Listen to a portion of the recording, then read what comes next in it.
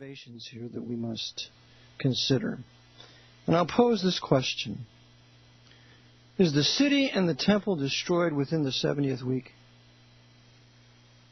Now, if you read verse 26, first 69 weeks are fulfilled, then Messiah is cut off, then the city and the temple are destroyed, then the 70th week comes along. But for those who believe that the 70th week follows immediately after the 69th week, that 70th week would have had to be finished, anywhere between 37, 39 AD, depending on which dates we want to use here. I would say if the 70th week is immediately after the 69th week, the 69th week ends in 32 AD, you add 7 years to that, and you get around 39 AD or a little less, dealing with Gregorian years. But Jerusalem and the temple are destroyed in 70 AD.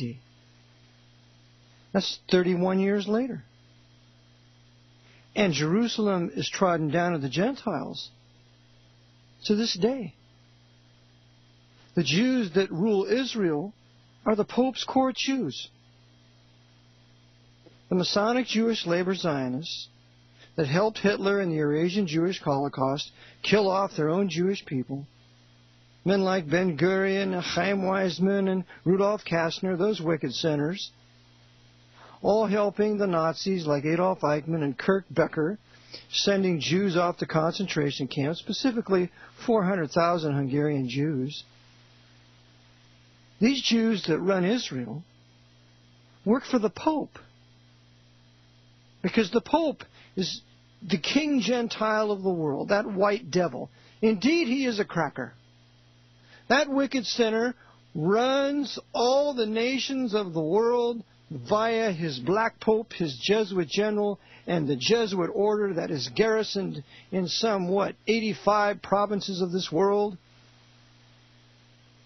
And they seeking to make the pope of their making the universal world monarch to rule the world from Jerusalem. Well, they're going to keep Jerusalem in their hands and under their control. How are they going to do it? They're going to rule it by their Masonic Jewish labor Zionists, by the Pope's court Jews. And you can find a whole bunch of them if you go to the Council on Foreign Relations annual report. There's hundreds of them in the CFR. These Jews are loyal to the Pope. The Jews don't rule. It's the times of the Gentiles, according to the Bible. And therefore, these Gentiles, and I will add, these wicked, white, Caucasian Gentiles, the most wicked of all, are using the Jews, these Masonic Jews in Israel, to rule Jerusalem for them. And they don't care how many racial Jews or how many racial Arabs have to die. In fact, they enjoy it. There's no salvation unless you shed the blood of the heretic. So what we have here is this continual agitation. There's no peace on earth and goodwill toward man. What a joke! It's war, war, war, war. It's the times of the Gentiles. And the completion of the 70 weeks would, with regard to thy people, the Jews, and upon thy holy city Jerusalem, finish the transgression, make an end of sins, bring an everlasting righteousness in the earth, exactly how Messiah is to rule. The servant shall reign in righteousness, according to Isaiah, 42? My servant the branch. Hasn't happened. It has not happened. We live in a wicked world where the devil is the god of this world, and his throne is in Rome. Okay. Let's consider that. The next thing is, these 6 items, as I just mentioned, in verse 24, they weren't fulfilled. They still are not fulfilled. We're living in the times of the Gentiles. So now we'll move to verse 27. And he shall confirm the covenant with many for 1 week. Now, who is this he? That's really the $64,000 question here. It can only be a singular individual. That is, it can only be the prince that shall come or the Messiah. It can't be the people. Because if it was the people, the agreeing pronoun would say they, and they shall confirm the covenant. So it's limited to the prince that shall come, or Messiah that's cut off. Well, according to the rules of English grammar, the he is referring back to the nearest antecedent. To the nearest antecedent. Now, what is an antecedent?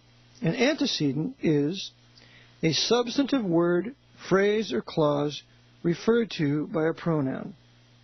In this case, the pronoun is he, and it's referring to a substantive word or phrase or clause. Well, it's referring to the he, namely the prince of the clause, the prince that shall come. It's referring back to the nearest antecedent. Now, what about this prince that shall come? His people, who are they? Well, the people of the prince that shall come shall destroy the city and the sanctuary. Who destroyed the city and the sanctuary? The Romans. We know this by secular history. It was Titus who finalized the destruction of Jerusalem in 70 A.D., a year that all Jews remember every year. Very important year in prophecy for us Bible believers. And so, with the destruction of Jerusalem, it was carried out by the Romans, and therefore this prince that shall come must be Roman. The coming prince is a Gentile, and he will be Roman. And what does this coming prince do? He shall confirm the covenant with many for 1 week. Now, some say that the he is Messiah. Can that be? Well, let's read this. He shall confirm the covenant with many for 1 week. And one of the benefits of this particular series is that I was instructed by an individual who was listening that he confirmed an existing covenant. This is the confirmation of an existing covenant. And the individual was exactly right. And so I'm very thankful for that correction. There is an existing covenant that shall be in play that this he of verse 27 will confirm for 7 years. Now, if it's Christ, what covenant is in existence that he openly confirms for 7 years in the face of the nation of Israel? Surely it's not the Mosaic covenant. He's come to set that aside. He came to fulfill it, and then he did away with it for a while. Because by the works of the law shall no flesh be justified. So he didn't want to confirm the Mosaic covenant because it couldn't make any man perfect. It couldn't bring salvation to any man because of the weakness of the man. The law was perfect and righteous and holy. So he didn't want to, he fulfilled it, but he didn't put it in place for 7 years. So, is it the new covenant? Is he confirming the new covenant with many for 1 week? Well, it's an existing covenant. And so, he, before he goes to the cross, if this is Messiah, he would have to confirm the new covenant that didn't exist. It was not in existence until he goes to the cross, he sheds his blood on that Thursday. That is when he establishes the new covenant. How could he possibly confirm an existing new covenant? It didn't exist. He didn't confirm the existing Mosaic covenant. So if he did confirm a covenant, we don't have any record of it in the New Testament. It doesn't exist. And then let's look on and continue on to see about this he.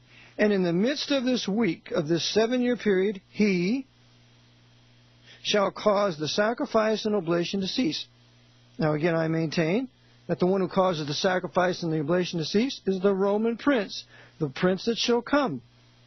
But there are those who believe that he that causes the sacrifice and oblation to cease is Messiah. When the veil is rent in twain in Matthew, in the later chapters of Matthew.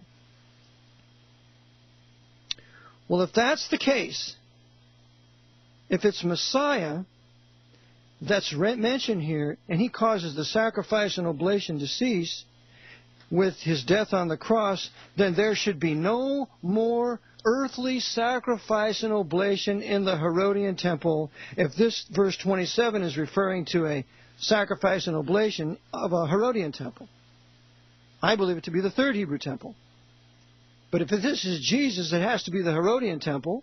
And so the question is, did Christ stop the sacrifice and oblation after his death, burial, and resurrection? Did he stop the sacrifice and oblation of the Herodian temple?